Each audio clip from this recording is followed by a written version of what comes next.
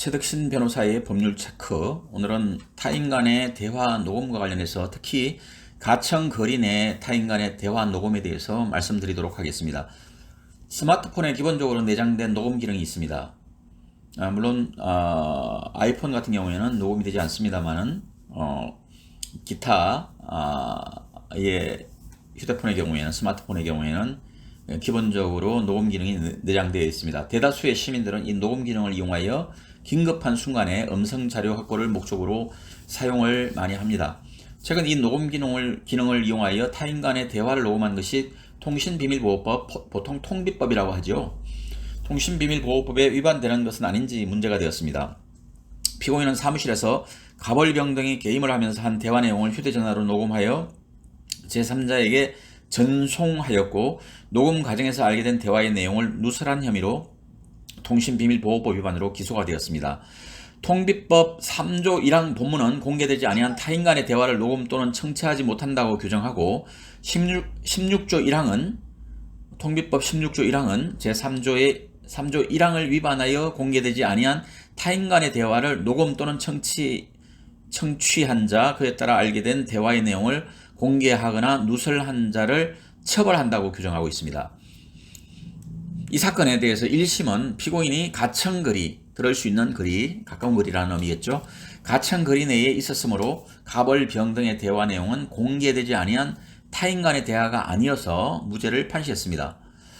1심에 대해서 원심은 피고인이 고등법원 판결인 것 같습니다. 피고인이 가청거리 내에 있어 이를 들을 수 있었다고 하더라도 대화의 내용, 대화의 성질, 당사자들의 의도 등에 비추어 일반 공중이 알도록 되어 있지 아니하므로 피고인이 공개되지 아니한 타인 간의 대화를 녹음한 경우에 해당한다 라고 판단하여 유죄 판결을 선고하였습니다. 1심은 무죄를 선고했고 2심은 유죄를 선고했습니다. 이에 대해서 대법원은 가벌병 등이 한 대화가 일반 공중이 알도록 공개된 경우에 해당하지 않으므로 피고인이 그 대화에 가청거리 내에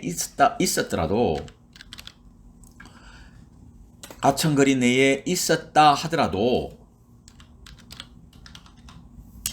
이를 녹음 또는 누설한 피고인의 행위가 통비법 위반이 된다고 한 원심 판단이 타당하다고 보았습니다. 고등법원 판결에 손을 들어준 거죠. 그러면서 대화 당사자들이 가청거리 내에 피고인이 있는 상태에서 대화를 한 경우라도 피고인의 행위는 공개되지 아니한 타인 간의 대화를 녹음 누설한 경우에 해당한다는 이유로 유죄를 선고한 원심 판단을 수긍하여 상고 기각 판결을 선고하였습니다.